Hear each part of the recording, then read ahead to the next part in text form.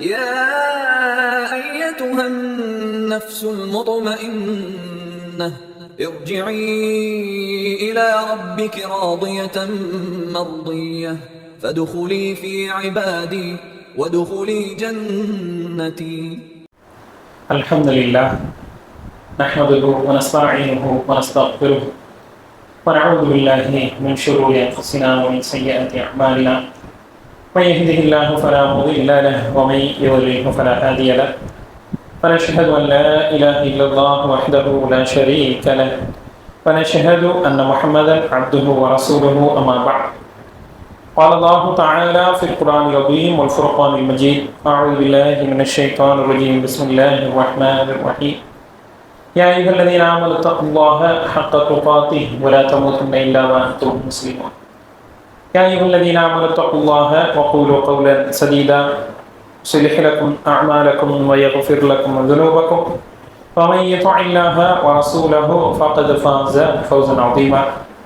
يا أيها الناس اتقوا ربكم الذي خلقكم من نفس واحدة وخلق منها زوجها وبث منهما رجالا كثيرا ونساء واتقوا الله الذي تساءلون به والأرحام إن الله كان عليكم رقيبا. قال نبينا صلى الله عليه وسلم: إن أصدق الحديث كتاب الله وأحسن الهدي هدي محمد صلى الله عليه وسلم. شر الأمور محدثاتها وكل محدثة بدعة وكل بدعة ضلالة وكل ضلالة في النار، أو كما قال عليه السلام. رب اشرح لي صدري ويسر لي أمري واحلل عقدة من لساني يفقهوا قولي. ربي زدني علما. اللهم علمنا بما ينفعنا وانفعنا بما علمتنا وزدنا علما. அருளாளனும் அன்பாளனுமான அல்லாஹுவின் திருப்பெயர் கூறி ஆரம்பிக்கின்றேன்.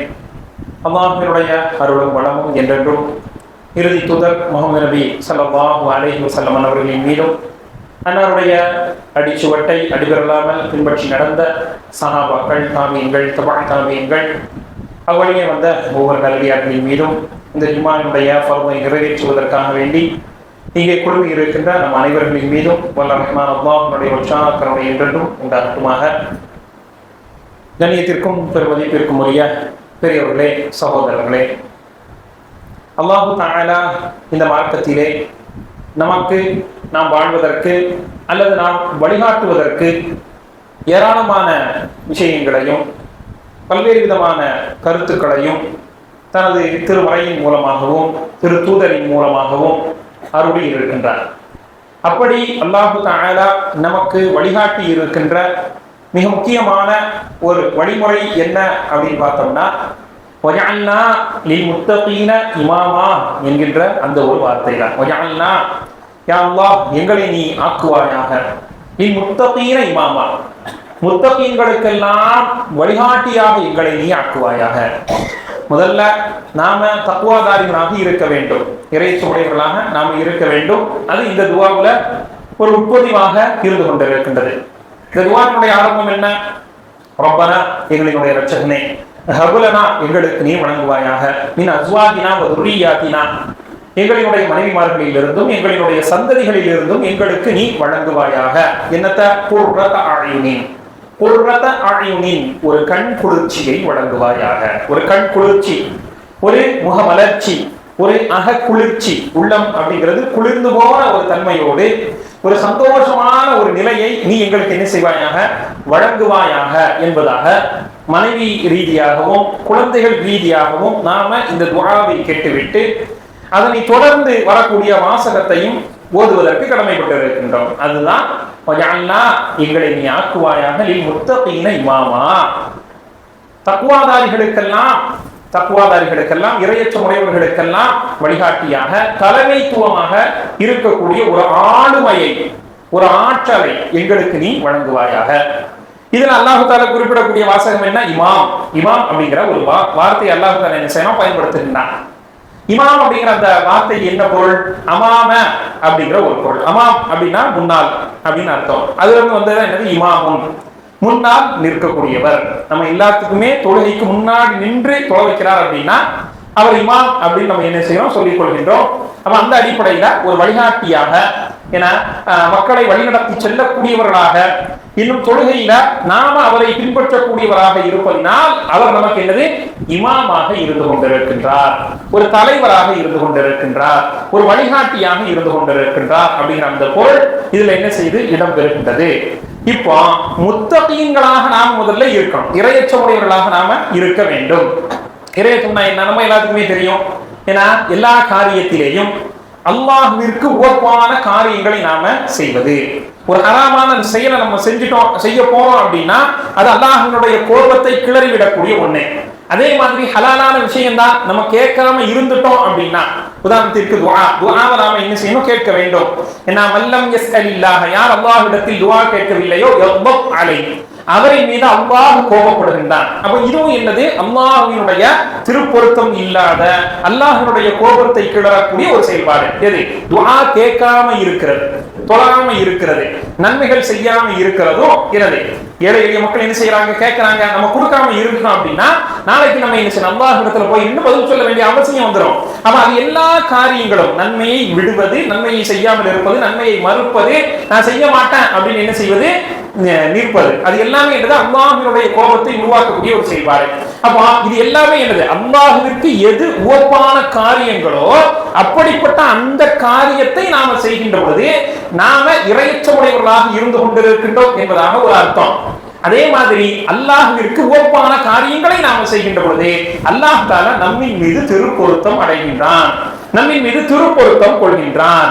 ஹராமான விஷயங்களை விட்டு விடுவதும் ஹலாலான விஷயங்களை எடுத்துக்கொள்வதும் தான் அல்லாஹ்வினுடைய திருப்பொருத்தம் நம்மின் மீது வருவதற்கும், ஹராமான விஷயங்களை எடுத்துக்கொண்டு ஹலாலான விஷயங்களை விட்டு விடுவதும் தான் அல்லாஹ்வினுடைய கோபத்திற்கும் சாபத்திற்கும் ஆளாகக்கூடிய ஒரு நிலைப்பாடு.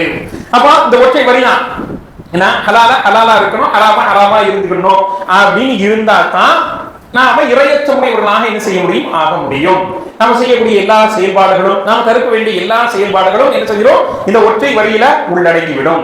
அதனால்தான் ஐம்மாக்கள்ல சில நபர்கள் இந்த தக்வா அப்படிங்கிற அந்த இறையச்சத்திற்குண்டான ஒரு வரைவிலக்கணத்தை நம்மிடத்தில் சொல்கின்ற பொழுது, ஏன்னா முட்கள் நிறைந்த ஒரு பாதையில் நீ செல்வதாக இருந்தால், அதனை நீ கடந்து போகுவதாக இருந்தால், உனது ஆடைகளை நீ எவ்வாறு அதிலிருந்து பாதுகாப்பாக அமைத்துக் கொண்டு நீ கடந்து போவாயோ அதே மாதிரி இந்த உலகத்தில் வாழுகின்ற பொழுது பாவக்கரைகளில் இருந்து உன்னையும் உனது நஃப்ஸையும் நீ பாதுகாத்து நடைபோடுவதுதான் எனது தக்வா ஆகும். அந்த லெவலுக்கு என்னது தக்வா அப்படிங்கிறது இருக்க வேண்டும் என்று ஐம்மாக்கள்ல பல மக்கள் என்ன செய்யறாங்க, நமக்கு வழிகாட்டுகின்றார்கள். அப்போ இது முதல்ல நாம நம்மளுடைய உள்ளத்திற்கு, நாம அதாவது நம்முடைய குடும்பத்திற்கு ஒரு இறையச்சமுடையவனாக இருக்கக்கூடிய ஒரு நிலையில நாம என்ன செய்ய வேண்டும், இதனை கைக்கொள்ள வேண்டும், எடுத்துக்கொள்ள வேண்டும். இதற்கு அடுத்தபடியாகத்தான் இப்படிப்பட்ட ஒரு இறையச்சமுடையவர்களாக நாம இருந்து கொண்டுதான் இதற்கு அடுத்த ஒரு லெவலாக இருக்கக்கூடிய இறையச்சமுடைய மக்களுக்கு ஒரு வழிகாட்டி, இறையச்சமுடைய மக்களுக்கு ஒரு வழிகாட்டியாக நாம என்ன செய்வது, அமைவது, ஒரு ஆளுமை திறனாக நம்ம என்ன செய்வது, உருவாக்கி கொள்வது. இன்னைக்கு அரசியல் ரீதியாகவும் சரி, அமைப்புகள் ரீதியாகவும் சரி, தனிநபர் ரீதியாகவும் சரி, ஏன்னா குர்ஆன் ஹதீஸை சரியான முறையில் தெரியாத அந்த பல மக்கள் தனக்கு அதிகாரம் வந்து விட்டால், தனக்கு ஒரு பதவிகள் கிடைத்து விட்டால் அதனை வைத்துக் கொண்டு துஷ்பிரயோகம் செய்யக்கூடிய மக்கள் தான் இன்றைய காலகட்டத்தில் என்ன செய்யறாங்க, நிறைய நபர்களை நாம பார்த்துக் கொண்டிருக்கின்றோம். எந்தெந்த வகையில் எல்லாம் அதுல திருட முடியுமோ, அதிலே கள்ளத்தனம் செய்ய முடியுமோ அதனைத்தான் என்ன செய்யறாங்க பல அரசியல்வாதிகளும் மந்திரிகளும் பல மக்களும் என்ன செய்யறாங்க, தலைமைத்துவத்தில் இருக்கக்கூடிய மக்கள் செய்து கொண்டிருக்கின்றார்கள். அப்ப இப்படிப்பட்ட இந்த நிலையில ஒரு இறையச்சமுடைய ஒரு இமாமாக, ஒரு இறையச்சமுடைய ஒரு வழிகாட்டியாக நாம இருக்கணும் அப்படின்னா நம்மள யாருமே என்ன செஞ்சிட முடியாது, இந்த ஆளுமை திறன்ல இருந்து விலகி விட முடியாது, நீங்கி விட முடியாது. எல்லாருமே ஆளுமை திறனை வளர்த்துக் கொள்ள வேண்டிய ஒரு அவசியத்தில் இருக்கின்றோம். ஏன்னா இது நான் ஒரு ஊரையே வழிநடத்த போனேன் அப்படிங்கிற அடிப்படையில தேவையில்லை. நமது குடும்பத்திற்கு நாம ஒரு முன்மாதிரி, அதிகபட்சம் என்னது, நமது குடும்பத்திற்கு நாம ஒரு ஆளுமை திறன் மிக்கவர்களாக இருக்க வேண்டும். நமக்கு கீழே யாரெல்லாம் இருக்கா, வயது முதிர்ந்த பெற்றோர்கள் இருந்தாங்க, அவங்களும் உள்ளடங்குவார்கள், மனைவி மக்கள் உள்ளடங்குவார்கள். அப்ப அப்படிப்பட்ட அந்த மக்களுக்காவது குர்ஆன் சுன்னா ரீதியிலான ஒரு வழிகாட்டுதலை வழங்க வேண்டிய ஒரு ஆளுமை திறனை நாம் பெற்றிருக்க வேண்டிய அவசியத்தில் இருந்து கொண்டிருக்கின்றோம். இந்த ஆளுமை திறன் இல்லாமல் தான் இன்றைய காலகட்டத்திலே பல மக்கள், பல குடும்பங்கள் சிதைவுக்குண்டான காரணம் என்பதை நாம் என்ன செய்யறோம், பார்த்து கொண்டிருக்கின்றோம். முதலாவது என்ன, கணவன் ரொம்ப நல்லவராகத்தான் இருந்துகிட்டு இருக்கான், மனைவியும் ரொம்ப நல்லவராகத்தான் இருந்துகிட்டு இருக்கா, கிட்டத்தட்ட 9 வருடம் 10 வருடம் சேர்ந்தே வாழ்கின்றார்கள், புள்ள குட்டிகளும் இருந்து கொண்டிருக்கின்றது. அதற்கு பிறகு அந்த மனைவியினுடைய உள்ளத்திலேயோ அல்லது அந்த கணவனுடைய உள்ளத்திலேயோ தவறான சிந்தனைகள் வரக்கூடிய அந்த நேரத்துல என்னது, தக்க வழிதவறி போயிடுறாங்க. உடனடியாக வழிதவறி போகக்கூடிய ஒரு நிலைதான் இன்றைய காலகட்டத்திலே இருந்து கொண்டிருக்கின்றது. கணவன் வெளிநாட்டுல இருக்கிறான், யாருமே பார்க்கல அப்படிங்கிற அடிப்படையிலேயும் மனைவிகள் செயல்படுவதும் எனது மனைவிட்ட இருந்து நம்ம தூரமாக இருந்து கொண்டிருக்கின்றோம். மனைவி நம்ம என்ன செய்யல, பார்க்கல, கண்காணிக்கல என்கின்ற ரீதியிலேயும் பல மக்களினுடைய நிலை என்ன அப்படின்னு பார்க்கணும் அப்படின்னா, தவறான ஒரு வழியை தேர்ந்தெடுத்துக் கொண்டு குடும்பத்தையே சிதைக்கக்கூடிய அளவுக்கு, குழந்தைகளினுடைய எதிர்காலத்தையே கேள்விக்குறியாக ஆக்கக்கூடிய அளவுக்கு என்ன செய்யுது, அது இன்றைய காலகட்டத்திலே வளர்ந்து நிற்கின்றது. அதனாலதான் பல இடங்கள்ல தலாக்கை விட ஹுலாக்கள் முன்னாடி வந்து நிற்கிறது. தலாக்கை விட ஹுலா கேட்டு பெண்கள் என்ன செய்யறாங்க, முண்டி அடித்துக் கொண்டு இருக்கின்றார்கள். பல கேசுகள் பல பள்ளிகளிலே எனது நிலுவையிலே இருந்து கொண்டிருக்கின்றது. எவ்வளவுதான் வந்து நின்று பேசினாலும் சரி, எவ்வளவுதான் எனது அவர்களை கூப்பிட்டு வச்சு குர்ஆன் சுன்னாவை நாம தலைக்கு ஏற்றக்கூடிய அளவுக்கு ஏற்றினாலும் சரி, எனக்கு அவனை தான் பிடிச்சிருக்கு, எனக்கு அவளை தான் பிடிச்சிருக்கு, எனக்கு இவ்வளவு பிடிக்கல, எனக்கு பிள்ளைகளுக்கு தேவையில்லை, நான் ஆம்பளை பையன் மட்டும் இருக்கு, பொட்ட பிள்ளை எனக்கு தேவையில்லை, இப்படி ஏராளமான கருத்துக்களை என்ன செய்து அவர்களுடைய வாயிலாக வரக்கூடிய ஒரு நிலைமை நம்ம என்ன செய்யறோம், இன்றைய காலகட்டத்தில் பார்த்து கொண்டிருக்கின்றோம். காரணம் என்ன, ஒரு குடும்ப தலைவராக இருக்கக்கூடியவன் தனது குடும்பத்தை எப்படி வழிநடத்த வேண்டும் என்கின்ற ஒரு வழிமுறை தெரியாததுதான் இப்படிப்பட்ட இந்த குடும்ப சிதைவுகளுக்குண்டான மிகப்பெரிய காரணியாக இருந்து கொண்டிருக்கின்றது. குர்ஆன் சுன்னாவை சரியான முறையில் படித்து எந்த இடத்தில் கோபப்பட வேண்டும், எந்த இடத்தில் கோபப்படக்கூடாது, எந்த இடத்தில் எவ்வாறு வழிகாட்ட வேண்டும், எந்த இடத்தில் எவ்வாறு நடந்து கொள்ள வேண்டும் அப்படிங்கிற அந்த வழிகாட்டுதல் அவர்களுக்கு சொல்லப்பட்டால் நிச்சயமாக அவர்களும் எனது அல்லாஹ்வுடைய ஆட்டத்தின் அடிப்படையில் நேர்வழியிலேயே நிலைத்திருக்கக்கூடிய ஒரு வழியில தான் என்ன செய்வாங்க, அவர்கள் இருப்பார்கள், வழிதவறி போக மாட்டார்கள். அப்போ அந்த ஆளுமை திறனை முதலாவது குடும்ப தலைவர் எடுத்துக்கொள்ள வேண்டும். அந்த ஆளுமை திறனை குடும்ப தலைவன் எடுத்துக்கொண்ட பிறகுதான் குடும்பத்தை என்ன செய்ய முடியும், அவரால் எனது வழி நடத்த முடியும். நபி ஸல்லல்லாஹு அலைஹி வஸல்லம் என்ன செஞ்சாங்க, ஏராளமான நிலைகளிலே எனது ஆளுமை திறன் வெளிப்படக்கூடிய அளவுக்கு அவர்கள் நடந்து கொண்டார்கள். ஆரம்ப காலகட்டம் அப்படிங்கிறது என்னது, மிகவும் கடினமான ஒரு நிலை எங்க மக்காவில் இருக்கும் போது. ஏன்னா நபி ஸல்லல்லாஹு அலைஹி வஸல்லம் பாட்டனார் இறப்பு, நபி ஸல்லல்லாஹு அலைஹி வஸல்லம் பெரிய தந்தை அபூ தாலிபினுடைய இறப்பு, நபி ஸல்லல்லாஹு அலைஹி வஸல்லம் மனைவி அன்னை ஹதீஜா ரலியல்லாஹு அன்ஹா அவர்களுடைய இழப்பு, இப்படி பல இழப்புகளை நபி ஸல்லல்லாஹு அலைஹி வஸல்லம் என்ன செய்றாங்க, அவர்கள் காணுகின்றார்கள். அப்ப அந்த மாதிரி உண்டான நிலைகள்ல தான் மிக முக்கியமான ஒரு நிகழ்ச்சி என்ன நடக்குது அப்படின்னு பார்த்தோம்னா, நபி ஸல்லல்லாஹு அலைஹி வஸல்லம் அவர்களை எனது மன அளவில் மன கஷ்டத்தை ஏற்படுத்தி விட வேண்டும், கடுமையான ஒரு மன நெருக்கடியை மன உளைச்சலை ஏற்படுத்தி விட வேண்டும் அப்படின்ட்டு எதிரிகள் எல்லாருமே என்ன செய்யறாங்க, கங்கணம் கட்டி கொண்டு அவர்கள் இருக்கின்றார்கள். அந்த வகையில நபி அவர்களுக்கு சொல் ரீதியாக செயல்பாடுகள் ரீதியாக எனது கல்லெறி தண்டனை கூட நபி ஸல்லல்லாஹு அலைஹி வஸல்லம் என்ன செஞ்சிருக்காங்க, கல்லெறிந்து அவர்களை வேதனைப்படுத்துவது உட்பட அவர்கள் செய்து விட்டார்கள். ஏன்னா அதற்கு பிறகு என்ன நடக்குது அப்படின்னா, நபி ஸல்லல்லாஹு அலைஹி வஸல்லம் அவர்களுடைய பிள்ளைகளான நபி ஸல்லல்லாஹு அலைஹி வஸல்லம் அவர்களுடைய பிள்ளைகளான ருக்கையா ரலியல்லாஹு அன்ஹா, உம்மு குல்சூம் ரலியல்லாஹு அன்ஹா, இவங்க ஆரம்ப காலகட்டத்தில் நபித்துவம் கிடைப்பதற்கு முன்னாடி என்னது, திருமணம் முடித்து கொடுக்கப்பட்டவர்கள். நபி ஸல்லல்லாஹு அலைஹி வஸல்லம் அவங்க ருக்கையாவை யாருக்கு திருமணம் முடிச்சு கொடுத்தாங்க அப்படின்னா, உத்பத் இப்னு அபூ லஹப், அபூ லஹபினுடைய மகனுக்கு என்ன செய்றாங்க, திருமணம் முடித்து கொடுக்கின்றார்கள். அதே மாதிரி உம்மு குல்சூம் ரலியல்லாஹு அன்ஹா அவங்கள உதைபா என்கின்ற ஒரு நபருக்கு என்ன செய்யறாங்க, நபி ஸல்லல்லாஹு அலைஹி வஸல்லம் திருமணம் முடித்து கொடுக்கின்றார்கள். இப்போ இந்த நிலையில ஏன்னா அபூ லஹப் இங்க நபி ஸல்லல்லாஹு அலைஹி வஸல்லம் அவங்க மலையின் மீது நின்று கொண்டு ஏகத்துவம் வந்த புதியல என்ன செய்யறாங்க, ஏகத்துவத்தை எடுத்து சொல்கின்றார்கள். எப்படி ஒரு உறுதிமொழியை வாங்கிவிட்டு ஏகத்துவத்தை எடுத்து சொல்கின்றார்கள். ஏன்னா இந்த மலைக்கு பின்னாடி இருந்து கொண்டு ஒரு கூட்டம் உங்களை தாக்க வந்தால் நீங்க என்ன செய்வீங்க, நான் சொல்றதை நம்புவீங்களா அப்படின்னு நபி அவர்கள் கேட்கும்போது ஆமா நம்புவோம், ஏன்னா நீ ஒரு அமீன், நீங்கள் ஒரு அஸ்ஸாதிக், அல்லமீன் அஸ்ஸாதிக், நம்பிக்கைக்குரியவர், அதே மாதிரி உண்மை பேசக்கூடிய மாண்பாளன், உண்மையத்தான் நீங்க என்ன செய்றீங்க, பேசுறீங்க, அதனால இதுவரைக்கும் எங்க கூட என்ன செய்யறீங்க, வாழ்ந்திருக்கீங்க, அப்ப நாங்க நீ பொய் பேசி நாங்க என்ன செய்யல, பார்க்கவில்லை, நீங்கள் எனது ஏமாற்றம் செய்து மக்களை ஏமாற்றி வஞ்சித்து நாங்க என்ன செய்யல, பார்க்கவில்லை, அப்போ நீங்க சொன்னா சரியா தான் இருக்கும். அந்த அடிப்படையில ஒரு கூட்டம் உங்களை தாக்க வருது அப்படின்னு நீங்க சொன்னீங்கன்னா நாங்க நம்புவோம் அப்படின்னு என்ன செஞ்சாங்க மக்கள் அனைவர்களுமே. அந்த நேரத்தில் இறை மறுப்பாளர்கள் எல்லாருமே என்ன செஞ்சாங்க சொன்னார்கள். அப்படின்னா நான் இன்னொரு விஷயத்தையும் சொல்லுறேன் அப்படின்ட்டு தான் என்ன சொல்றாங்க, அதாவது வணக்கத்திற்கு தகுதியானவன் அல்லாஹுவை தவிர வேறு யாரும் இல்லை அப்படிங்கிற ஏகத்துவத்தை எடுத்துரைக்கின்றார்கள். முதல் எதிர்ப்பு நபி ஸல்லல்லாஹு அலைஹி வஸல்லம் குடும்பத்தில் இருந்தே வருகின்றது. நபி அவர்களுடைய சிறிய தந்தையான அபூ லஹப் என்ன செய்யறான், மண்ணை வாரி அள்ளிக்கொண்டு தப்பல்லக் அப்படிங்கிறான். மண்ணை வாரி அள்ளி தூக்கி நீ நாசமாகட்டும் அப்படின்னு யார் சொல்றா, அபூ லஹப். நபி ஸல்லல்லாஹு அலைஹி வஸல்லம் சிறிய தந்தையாக இருந்த அபூ லஹப் என்ன செய்யறான், எடுத்துரைக்கின்றான். இது என்னது முதல் எதிர்ப்பு. கடுமையான ஏளனமான பேச்சு, கடுமையான சித்திரவதை, கடுமையான மன நெருக்கடி, உள நெருக்கடி, இந்த அடிப்படை இதெல்லாமே நடந்து முடிந்து அந்த இடத்தை விட்டு கலங்கி போனா குறைஷி கூட்டத்திலிருந்து ஒரு கூட்டம் என்ன செய்யுது, அபூ லஹப் வந்து சந்திக்க வருது. எனவே உன்னுடைய மகன் யார ருக்கையாவை கல்யாணம் பண்ணியிருக்கான், அதனால அந்த ருக்கையாவை இவன் தலாக் விட்டான் அப்படின்னா முகமது நபிக்கு முகமதுக்கு என்னது ஒரு மன உளைச்சல் ஏற்படும். அந்த மன உளைச்சல் நம்ம என்ன செய்வோம் கொடுத்துருவோம் அப்படின்ட்டு என்ன செய்யறாங்க அவர்கள் முற்படுகின்றார்கள். அதே மாதிரி உத்மா என்பவன்டையும் போய் என்ன உம்மு குல்சும் நீ என்ன செஞ்சிரு, நீ தலாக்கு விட்டு விடு, தலாக்கு விட்டுட்டா அவருக்கு இன்னும் கொஞ்சம் மன உளைச்சலை ஏற்படுத்தும் அப்படின்ட்டு குடும்ப ரீதியாக உள ரீதியாக மன ரீதியாக நபி ஸல்லல்லாஹு அலைஹி வஸல்லம் அவர்களை சாய்க்க வேண்டும். எனவே அந்த அடிப்படையில் நீ செயல்படு அப்படின்ட்டு அங்க தூண்டுதல் கொடுக்கப்படுகின்றது. அதே மாதிரி அந்த ரெண்டு பேரும் என்ன செய்யறாங்க தலாக்கு விடுகின்றார்கள். ஏன்னா ஒரு தகப்பனாக ஒரு தந்தையாக ஏன்னா இன்னைக்கு நாம என்ன செய்யறோம், நமது பிள்ளைகளுக்கு மாப்பிள்ளை பார்க்கின்றோம். மாப்பிள்ளை பார்க்கக்கூடிய அந்த படலம் அப்படிங்கிறது மிக முக்கியமான ஒண்ணு. ஏன்னா நமக்கு பிறகு நாம இறக்கலாம் அல்லது வாழலாம் அல்லது இருந்து கொண்டு என்ன செய்யலாம், நம்ம பிள்ளைகளை வாழ்கிறத பார்க்கலாம்.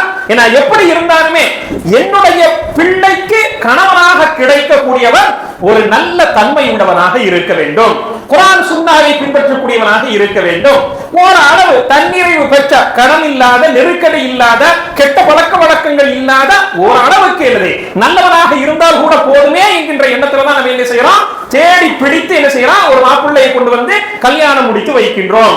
ஒரு 2-3 வருஷம் நல்ல போகுது, அதுக்கு அடுத்த வருஷம் பிள்ளையை சித்திரவதை செய்தாலோ அல்லது பிள்ளைக்கு நெருக்கடி கொடுத்தாலோ அல்லது பிள்ளையை மற்ற மருமக்கமார்களோடு சேர்த்து இணைத்து நீ வந்து ரொம்ப தரம் தாழ்ந்தவள், நீ வந்து என்ன செய்யற ஒண்ணுமே கொண்டு வரல, சும்மா கூடையை கட்டிட்டு வந்துச்சு அப்படின்னு சொல்லி அந்த பிள்ளைக்கு நெருக்கடி கொடுத்தா அந்த பிள்ளை எங்க வந்தா நிக்கும், பாப்பாட்ட வந்து தான் நிக்கும், உமாட்ட வந்து தான் நிக்கும். ஏன்னா இப்படி மாதிரி ஒரு காரியத்தை சொல்லுதாங்க, இந்த மாதிரி செய்தாங்க அப்படின்ட்டு வந்து நின்று நம்மிடத்தில் அவள் சொல்லும் போது நம்மளுடைய கண்களில் இருந்து கண்ணீர் வரத்தான் செய்யும். நமது கண்கள்ல இருந்து கண்ணீர் வரத்தான் செய்யும். ஏன்னா நாம தான் பெற்றிருக்கோம், எடுத்திருக்கோம், வளர்த்திருக்கோம், ஆளாக்கி இருக்கோம். ஒரு நல்ல கணவனை தேர்ந்தெடுக்கக்கூடிய விஷயத்துல நம்ம கோட்டை விட்டுட்டோமே.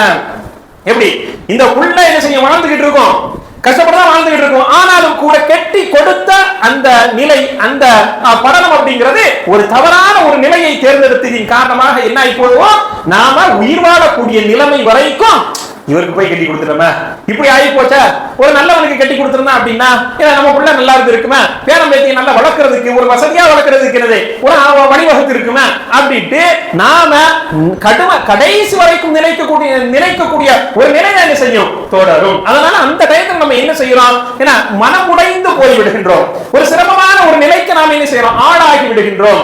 அப்போ மணமகன் தேடக்கூடிய அந்த படலத்திலேயும் மணமகள் தேடக்கூடிய அந்த படத்திலேயும் நாம மிக சரியான ஒரு நிலையை கண்டிப்பாக கைகொள்ள வேண்டிய அவசியத்தில் இருந்து கொண்டிருக்கின்றோம். இது ஒரு விஷயம். அடுத்தது என்ன அப்படின்னா, நம்மளுக்கு எப்படி கண்களில் இருந்து கண்ணீர் வருகின்றதோ அதே போல நபி ஸல்லல்லாஹு அலைஹி வஸல்லம் அவர்களுக்கும் என்னது கண்ணீர் வந்தது, கவலைகள் இருந்தது. ஆனால் அதனை உள்ளத்திற்கு கடத்தவில்லை. நாம உள்ளத்திற்கு கடத்திடுவோம், டெய்லி தூங்காம இருப்போம். ஏன்னா ஒரு ஆளுமையாக இருக்கக்கூடியவர் என்னது என்ன நினைச்சாங்க அப்படின்னா, எதனை நினைத்தார்கள் அப்படின்னா, இப்பொழுதும் ஒரு தலாக்கினுடைய நிலையில் நமது பிள்ளைகளினுடைய நிலை வந்தாலும் நாம் எதனை நினைக்க வேண்டும் அப்படிங்கறத அன்னைக்கே ரசூல் ஸல்லல்லாஹு அலைஹி வஸல்லம் அவர்கள் நமக்கு என்ன செஞ்சாங்க காட்டி தந்து விட்டார்கள். என்ன செஞ்சாங்க, நபி ஸல்லல்லாஹு அலைஹி வஸல்லம் ரொம்ப நல்லதா போச்சு, ரொம்ப நல்லதா போச்சு. எந்த அடிப்படையில இன்னைக்கு ஈமான் இல்லாத நேரத்தில் நபித்துவத்திற்கு முன்னாடி நான் என்ன செஞ்சிருக்கேன் கல்யாணம் முடிச்சு கொடுத்திருக்கேன், நபித்துவத்திற்கு பிறகாக இருந்துச்சு அப்படின்னா எப்படி உஸ்மானை தேர்ந்தெடுத்தேனோ எப்படி அலியை தேர்ந்தெடுத்தேனோ அந்த அடிப்படையில் நபி ஸல்லல்லாஹு அலைஹி வஸல்லம் என்ன செஞ்சிருப்பாங்க, ஒரு ஈமான்தாரியான ஒரு மணமகனை தேர்ந்தெடுத்து தேர்ந்தெடுத்திருப்பார்கள். ஆனா அதுக்கு முன்னாடி நடந்தனால அந்த இடத்துல தலாக் அப்படிங்கிறது நபி ஸல்லல்லாஹு அலைஹி வஸல்லம் அவர்கள் விரும்பியதாகவே இருந்தது. அவர்களுடைய மனம் என்ன ஏற்றுக்கொண்டது. காரணம் என்ன? இவனோ ஈமான் இல்லாத ஒரு நிலையில இருக்கானுவோ, ஈமான் கொண்டாத ஒரு நிலையில் இருந்து கொண்டிருக்கின்றார்கள். அல்லாஹ் குர்ஆன்ல சொல்றானா இல்லையா? ولا تنكحوا المشركات حتى يؤمنن ولا تنكحوا المشركات முஷ்ரிக்கான பெண்களை நீங்கள் திருமணம் செய்து கொள்ளாதீர்கள் அவர்கள் முஃமினாக ஆகுகின்ற வரை. ولا تنكحوا திருமணம் முடித்தும் என்ன செய்யாதீங்க, கொடுக்காதீங்க உங்களுடைய பெண் மக்களை யாருக்கு? முஷ்ரிக்கான ஆண்களுக்கு அப்படினு அல்லாஹ் என்ன செய்றான்? ஒரு பட்டியலை போடுகின்றான். அப்போ ஈமான் இருக்கக்கூடிய இடம் தான் அந்த இடத்துல ஒன்று சேரணுமே தவிர ஈமானும் குஃப்ரும் இருக்கக்கூடிய இடம் என்ன செய்யாது? ஒன்று சேராது. அந்த இடத்துல என்ன செய்யாது? ஒன்று சேராது. இதனை விளங்கணும் அப்படின்னா ஹுதைபியா உடன்படிக்கை, ஏன்னா ஏராளமான ஷரத்துக்கள் இடப்பட்டது, ஏராளமான நிபந்தனைகள் இடப்பட்டது. அது ஒரு நிபந்தனை என்ன அப்படின்னா, எனது மக்காவில் இருக்கக்கூடியவர்கள் முஸ்லிமாக மாறி மதீனாவுக்கு வந்து விட்டால் அவரை நீங்கள் திருப்பி அனுப்பிவிட வேண்டும் அப்படின்ட்டு மக்கத்து குஃபார்கள் எழுதுறாங்க. சஹாபாக்கள் கொந்தளிக்கிறாங்க. அது எப்படி ஈமான்தாரி நம்ம மறுபடியும் அவங்கள்ட்ட அனுப்ப முடியும்? தொடர்ந்து எழுதுகின்றார்கள், மதீனாவுல எவனாவது இந்துக்களா மாறி எங்க மக்காவுக்கு வந்துட்டா அவனை நாங்க திருப்பி அனுப்ப மாட்டோம் அப்படிங்கிறாங்க. அதையும் நம்ம ஸல்லல்லாஹு அலைஹி வஸல்லம் செய்றாங்க, ஏற்றுக்கொண்டார்கள். காரணம் என்ன அப்படின்னா, எவனாவது மதீனாவில் இருக்கக்கூடியவர்கள் ஒரு பொய்யான முஸ்லிமாக மாறினவன் தான் என்ன செய்வான்? அவன் மறுபடியும் மக்காவுக்கு போவான். அப்ப அந்த இடத்துல ஒரு நயவஞ்சகத்தனம், ஒரு பொய்மை இருந்துச்சு அப்படின்னா அதுவும் நயவஞ்சகத்தனமும் ஈமானும் என்ன செய்யாது? இந்த இடத்தில் ஒன்று சேராது. அப்ப நயவஞ்சகத்தனம் இருக்கு அப்படின்னா நீ தாராளமா அங்க போயிரு அப்படிங்கிற அடிப்படையில தான் நபி ஸல்லல்லாஹு அலைஹி வஸல்லம் அவர்கள் என்ன செஞ்சாங்க? அந்த ஷர்த்தை ஏற்றுக்கொண்டார்கள். அதே மாதிரி தான் என்ன குஃப்ரும் சரி, இறை மறுப்பும் சரி, அதே மாதிரி என்னது ஈமானும் சரி, ஒருவனும் என்ன செய்யாது? ஒன்று சேராது. அதனால இந்த திருமண முறிவு அப்படிங்கிறது கண்டிப்பாக ஏற்படுத்தப்பட வேண்டும். அதுல எந்த விதமான ஒரு சந்தேகம் இல்லை அப்படின்ட்டு அடுத்த லெவலுக்கு நபி ஸல்லல்லாஹு அலைஹி வஸல்லம் என்ன செஞ்சாங்க? யோசித்தார்கள். அப்ப இன்றைய தினத்துல நாம என்ன செய்யணும்? ஒரு பையன் நம்மளுடைய பிள்ளையை என்ன தலாக் விடுறான் அப்படின்னா, அல்லது நம்மளுடைய பிள்ளை என்னது ஒரு பையனை வேண்டாம் அப்படின்னு சொல்றான் அப்படின்னா, எந்த இடத்தில் பிரச்சனை வருகின்றது? அந்த பிரச்சனை அப்படிங்கிறது உயிரை பறிக்கக்கூடிய ஒரு நிலையில இருக்கு அப்படின்னா கண்டிப்பாக அந்த இடத்தில் தலாக் அப்படிங்கிறது அல்லது ஹுலா அப்படிங்கிறது கண்டிப்பாக நடந்தேறியே ஆக வேண்டும் அப்படிங்கிறது இஸ்லாமிய மார்க்கம் இது போன்று உண்டான விஷயங்களை நமக்கு ஹலாலாக்கி தந்திருக்கின்றது. கோபப்படத்தான் நீங்க அல்லாஹு தஆலா தலாக் நடக்கின்ற அந்த நேரத்தில் ஆனாலும் கூட அது ஹலாலாக்கப்பட்டு இருக்கின்றது. காரணம் என்ன? அதை விட பாரதூரமான ஒண்ணு என்ன செய்யக்கூடாது? நடந்து விடக்கூடாது, நிகழ்ந்து விடக்கூடாது அப்படிங்கிற அந்த ஒரு காரணத்திற்காக வேண்டித்தான். அப்ப அந்த அடிப்படையில நபி ஸல்லல்லாஹு அலைஹி வஸல்லம் அவங்க இந்த இடத்திலேயும் ஒரு ஆளுமையாக நின்று என்ன செஞ்சாங்க? அவர்கள் தனது மனதை தைரியப்படுத்திக் கொண்டு இது ஓகே, இதுதான் எனக்கு நடந்தேறக்கூடிய ஒண்ணு, இது இப்படித்தான் அப்படின்னு நபி அவர்கள் விளங்கி இருந்தார்கள். இப்படிப்பட்ட இந்த ஆளுமை திறன் தான் நாம குடும்பம் நடத்தக்கூடிய நிலையில நம்ம என்ன செய்ய வேண்டும்? வெளிப்பட வேண்டும். பிள்ளைகளுக்கு நல்லொழுக்கம் கற்றுக் கொடுப்பதில் இருந்து ஏன்னா அவர்கள் தவறுகள் செய்கின்ற பொழுது அல்லது அந்த தவறுகள் உயர்கின்ற பொழுது எவ்வாறெல்லாம் நடந்து கொள்ள வேண்டும், சிறு வயதில் இருந்து அவர்களுக்கு எவ்வாறெல்லாம் தர்பியத்து கொடுக்க வேண்டும் அப்படிங்கிறது எல்லாத்தையுமே நபி ஸல்லல்லாஹு அலைஹி வஸல்லம் அவர்கள் நமக்கு சொல்லி தந்திருக்கின்றார்கள். அதனை நாம படிக்கின்ற பொழுது, அதனை நாம பாடமாக எடுக்கின்ற பொழுது, அதனை நம்முடைய வாழ்க்கையில் நாம கொண்டு வருகின்ற பொழுதுதான் நமக்கு என்ன செய்யும்? மாஷா அல்லாஹ் நம்முடைய வாழ்க்கை சிறப்பானதாக அமையும் என்பதை நாம கவனத்தில் வைத்துக் கொள்ள வேண்டும். அந்த அடிப்படையில இன்ஷா அல்லாஹ் நாம எல்லாருமே செயல்படுவோம். வல்ல ரஹ்மான் அல்லாஹ் இமையிலையும் மறுமையிலையும் வெற்றி பெற்ற ஒரு குடும்பமாக நம்ம அனைவருடைய குடும்பத்தையும் ஆக்கி அருள் புரிவாராக. குடும்பமாக நாம் அனைவர்களும் சொர்க்கம் செல்லக்கூடிய பாக்கியத்தை நம் அனைவர்களுக்கும் தந்தருள் புரிவாராக. அல்ஹம்துலில்லாஹி ரப்பில் ஆலமீன்.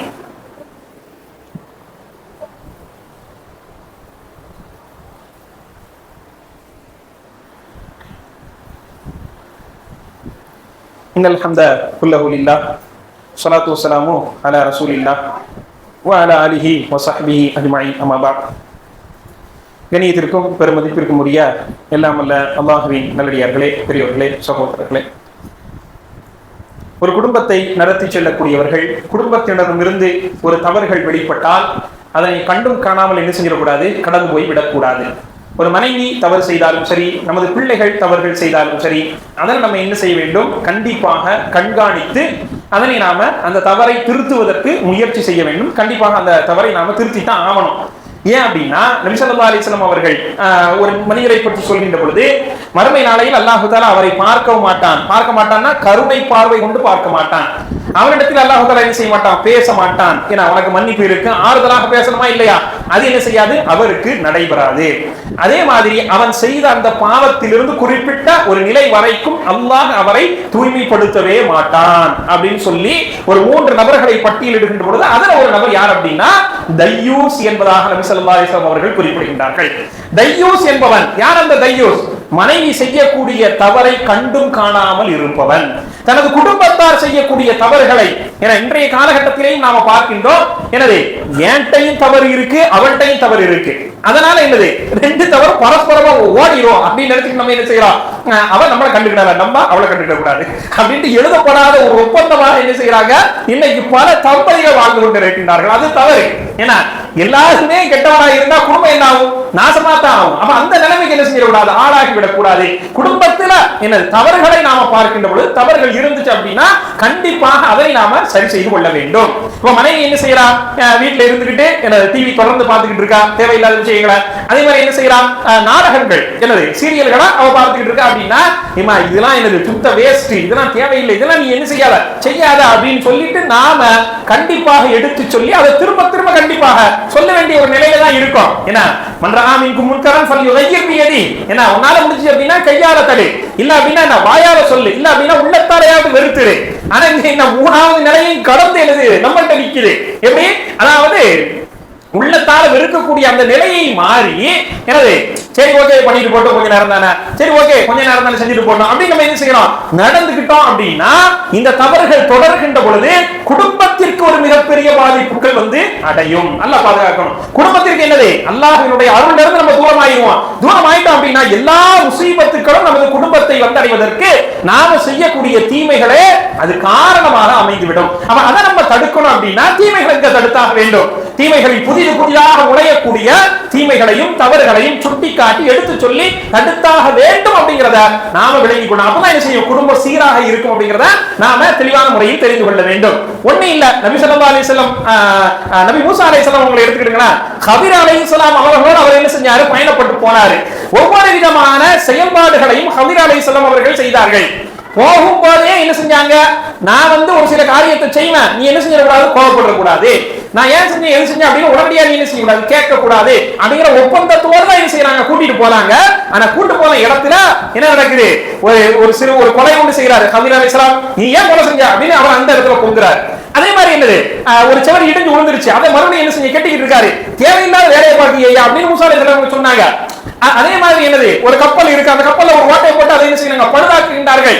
அப்பொழுது நபி மூசா அலைஹிஸ்ஸலாம் என்ன செஞ்சாங்க, கொந்தளிக்கின்றார்கள். காரணம் என்ன, தீமைகளை பார்த்தால் தவறான ஒரு காரியமாக தான் தெரியுது. ஆமா, அந்த தவறான அந்த காரியத்தை பார்க்கின்ற பொழுது தனது கையாலும் தனது நாவாலும் மூசா அலைஹிஸ்ஸலாம் அவர்கள் அதனை தடை செய்தார்கள். இது இருக்கக்கூடாது. அதற்கு பிறகு அல்லாஹ் தஆலா அதுதான் அவனுக்கு படிச்சு கொடுக்கிற கல்வி அப்படின்னு சொல்லிட்டு அது எல்லாத்துக்குமே விளக்கத்தை சூரத்துல் கஹ்ஃபினுடைய இறுதியில அல்லாஹ் தஆலா பேசுறான். இன்ஷா அல்லாஹ் படிச்சு பாருங்க. அப்ப இது நம்ம இந்த இடத்துல என்ன சொல்ல வரணும் அப்படின்னா, ஒரு தீமையை பார்க்கின்ற பொழுது, ஒரு தவறை பார்க்கின்ற பொழுது நம்ம புள்ளதான செஞ்சுட்டு போட்டோம் அப்படின்னு நம்ம என்ன செய்யக்கூடாது, நின்றவே கூடாது. நபி ஸல்லல்லாஹு அலைஹி வஸல்லம் அவர்கள் பேர பசங்களின் மீது வைக்காத பாசமா ஒரே ஒரு பேரித்த மரம் தான், சதக்காவினுடைய பேரித்தமரம் எடுத்து வாயில போடும்போது தனது விரலை விட்டு நபியவர்கள் என்ன செஞ்சாங்க, எடுத்து வெளியே துப்ப சொன்னார்கள். காரணம் என்ன, ஹராம், நமக்குண்டான ஒரு பொருள் அல்ல. சதக்கா பொருள் நபித்துவத்தினுடைய குடும்பத்திற்கு ஒரு தடை செய்யப்பட்டது. அதை நம்ம என்ன செய்யக்கூடாது, எடுத்துக்கிட கூடாது, அது ஹராமுப்பா அப்படின்ட்டு சின்ன வயசு, எங்க ஃபர்து எல்லாமே கடமையாக்கப்படுவதற்கு முன்னாடி உண்டான அந்த வயசு, அந்த வயசிலேயே நம்ம இவர்கள் துப்பீரு ஹராம செய்யாத அப்படின்னு தடுத்து நமக்கு ஒரு வழிகாட்டி இருக்காங்க அப்படின்னா, நாமும் நமது பிள்ளைகளிடத்தில் பாட்டு கேட்காத, தேவையில்லாம என்ன ரீல்ஸ் பார்க்காத, ஸ்கிரீனிலே அதிகமாக உனது நேரத்தை செலவழிக்காத, என்னது படி, அதே மாதிரி குர்ஆன் ஓது, துஆக்களை ஓது அப்படின்ட்டு ஆர்வம் ஊட்டி அதற்குண்டான பரிசுகளை கொடுத்து ஊக்கப்படுத்த வேண்டுமே தவிர நம்ம என்ன செஞ்சிடக்கூடாது, தீமைகளை கண்டும் காணாமல் சென்று விடவும் கூடாது, கண்டிக்காமல் விட்டு விடவும் கூடாது. அப்ப அந்த அடிப்படையில கண்டிக்கக்கூடிய, கண்காணிக்கக்கூடிய ஒரு பெற்றோராக நாம இருந்தா தான் எனது ஆளுமை திறன் நமக்குள்ள கொஞ்சம் கொஞ்சமாக வளர்ந்து கொண்டிருக்கின்றது அப்படின்ட்டு அர்த்தமாகும். இல்ல அப்படின்னா எனது எல்லாருமே நரகம் செல்லக்கூடிய ஒரு நிலைமைக்கு, குடும்பத்தோட நரகத்தில் போய் விடக்கூடிய ஒரு நிலைமைக்கு ஆளாயிரும். அல்லாஹ் பாதுகாக்கணும். அப்படிப்பட்ட ஒரு நிலைமைக்கு நாமும் வந்து விடக்கூடாது, நமது குடும்பத்தை என்ன செஞ்சிடக்கூடாது, வர விட்டு விடக்கூடாது. அப்போ ஒரு ஆளுமை திறனை குர்ஆன் சுன்னா ரீதியிலாக நாம் அதிகமாக படித்து குடும்பத்திற்கு எவ்வாறு வழிகாட்ட வேண்டும், அப்படிப்பட்ட அந்த முத்தகீன்களுக்கெல்லாம் ஒரு இமாமாக எவ்வாறு இருக்க வேண்டும் அப்படிங்கிற அடிப்படையில் நமது அறிவை நாம் வளர்த்துக் கொள்வோம். நமது குடும்பத்தை இன்ஷா அல்லாஹ் நாம நடத்தி செல்வோம். வல்ல ரஹ்மான் அல்லாஹ் நம் அனைவருடைய பாவங்களையும் நமது குடும்பத்தார்களுடைய பாவங்களையும் மூமினான முஸ்லிமான ஆண் பெண் அனைவருடைய பாவங்களையும் மன்னித்து அருள் புரிவாராக. இன்னல்லாஹ் யஅமுரு பில் அத்லி வல் இஹ்சான் வ ஈதாஇ தில் குர்பா வ யன்ஹா அனில் ஃபஹ்ஷாஇ வல் முன்கர் வல் பகி யஇதுக்கும் லஅல்லக்கும் ததக்கரூன் ஃபذ்குருல்லாஹல் அஸீம் யذ்குருக்கும் வதுஊஹு யஸ்தஜிப் லக்கும் வ லذிக்ருல்லாஹி அக்பர் வல்லாஹு யஅலமு மா தஸ்மஊன்.